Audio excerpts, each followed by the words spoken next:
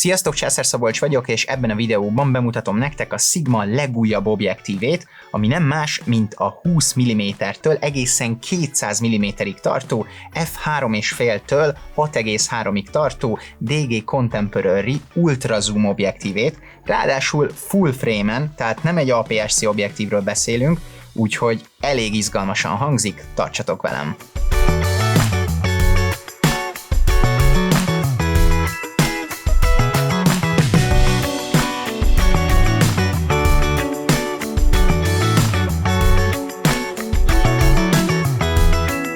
Rögtön érdemes megemlíteni, hogy ez az új Sigma objektív is világelső objektív, mint oly sok más Sigma objektív. Ebben az esetben az első 10-szeres optikai zoomolásra képes objektívről beszélünk, ami full frame-en történik, illetve ultraszéles 20 mm-től indul a tartomány. Az objektív használhatóságáról és sokoldalúságáról nem sokára beszélek, mert elképesztően izgalmas. Most viszont nézzük meg a száraz technikai specifikációkat, ami jelen esetben szintén elég érdekes. Ugyanis azt gondolná az ember, hogy egy ilyen ultra zoom full frame-es objektív elképesztően nagy és nehéz lesz, hát ebben az esetben ez abszolút az ellenkezője. Mindössze 540 g-ról beszélünk, és az egész objektív 20 mm-en elfér a tenyerembe. Tényleg a gyújtó távolság lefedettségéhez képest abszolút kompaktnak és könnyűnek mondanám. Zoomolás közben az objektív hossza természetesen megnő, ami ebben a kategóriában abszolút normális, viszont így 200 mm-en használva sem orrnehéz és abszolút balanszba van a vázzal. Méretét és kompaktságát egyébként az is nagyon jól mutatja, hogy az objektív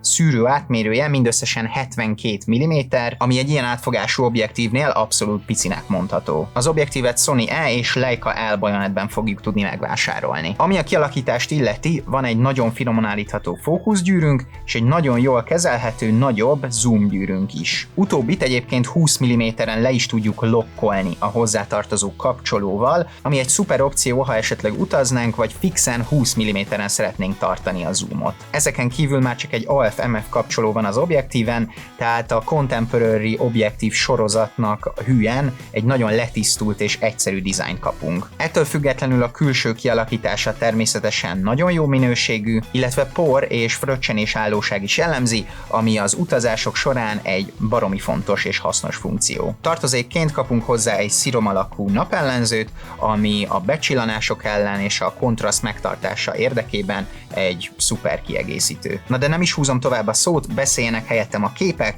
és nézzük meg, hogy mit tud a legújabb Sigma 20-200 mm-es full frame-es objektív.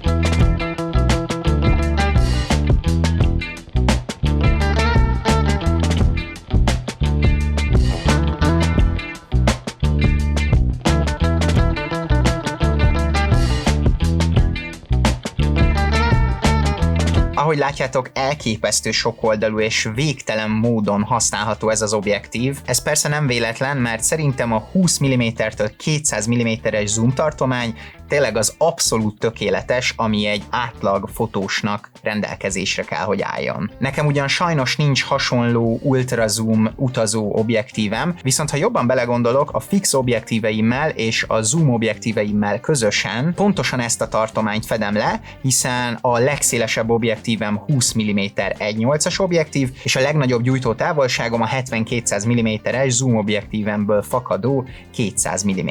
Úgyhogy számomra egyértelmű, hogy a Sigma miért döntött ennél a 20-200 mm-es zoom tartománynál, és az is egyértelmű, hogy ez miért ilyen jól használható, hiszen saját tapasztalatból is mondom, hogy ez a zoom tartomány a munkáim 98%-át lefedi. Azzal a különbséggel persze, hogy itt egyetlen egy objektívről beszélünk, ami 540 g és abszolút kompakt és tényleg könnyűnek mondható. Illetve ahogy néztem, contemporary objektívekhez képest teljesen jó a képminősége. Persze nem egy árt objektív, nem ez lesz a világ legélesebb objektíve, de amire kell, az tökéletesen hozza, és senki ne gondolja azt, hogy azért, mert nem 1.4 vagy 1.8-as fényerővel rendelkezik, nem lehet kreatívan használni, mert igenis lehet. Pláne azért, mert rögtön ott van a kezedben 20 mm-től egészen 200 mm-es gyújtótávolság, és azonnal tudsz reagálni az eseményekre, és biztos, hogy nem fogsz lemaradni semmilyen pillanatról. De persze ilyen nagy átfogás mellett bizony becsúsznak optikai torzulások és hibák, mint ahogy az látszik, hogy míg 20 mm-nél erős hordótorzítás van,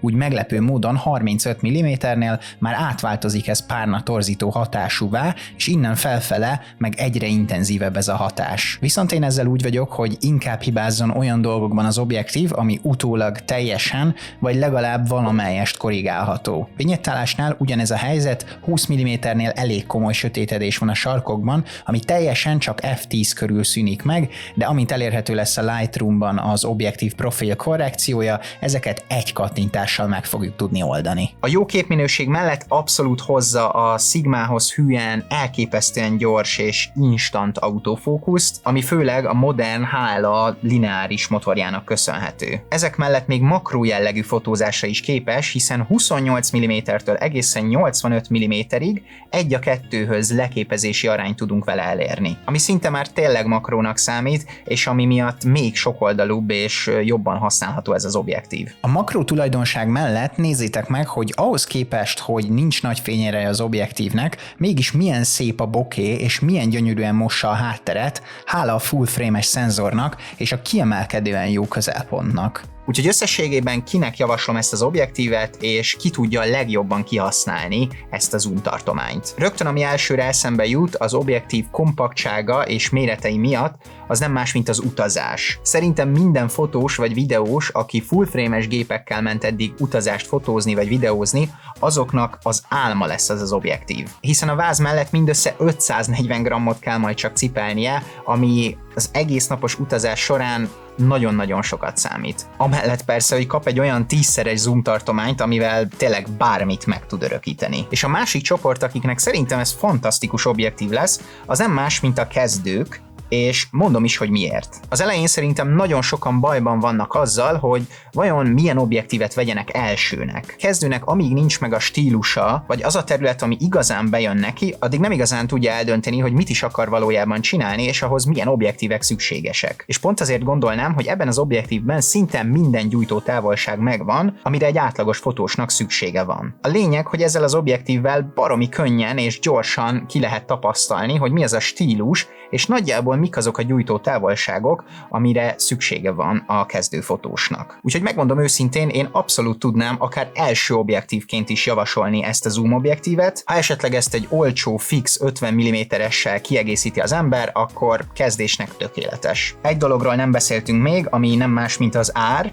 Az objektív 360 000 forintba fog kerülni, ami szerintem, hogyha jobban belegondolunk, egyáltalán nem vészes. Full frame-es objektíven ilyen átfogás és ilyen zoom tartomány, ilyen autofókusz, ilyen képminőség és ilyen kompaktság és méret, az egyszerűen elképesztő. A sokoldalúságról és a kihasználhatóságról pedig nem is beszélve. Ennek persze megvan az ára, de a mai piacon 360 000 forint gyakorlatilag konkurencia nélkül nem gondolom soknak. Úgyhogy ebben a videóban ennyit szerettem volna elmondani, ha tetszett vagy hasznosnak találtad, akkor mindenképp jelezd nekem ezt egy like formájában, iratkozz fel a YouTube csatornámra, hogy le ne maradj hasonló tartalmakról, és írd meg kommentbe tényleg, hogy mit gondolsz a 20-200 mm-es új Sigma objektívről, nagyon-nagyon kíváncsi vagyok, hogy tényleg ti mit gondoltok.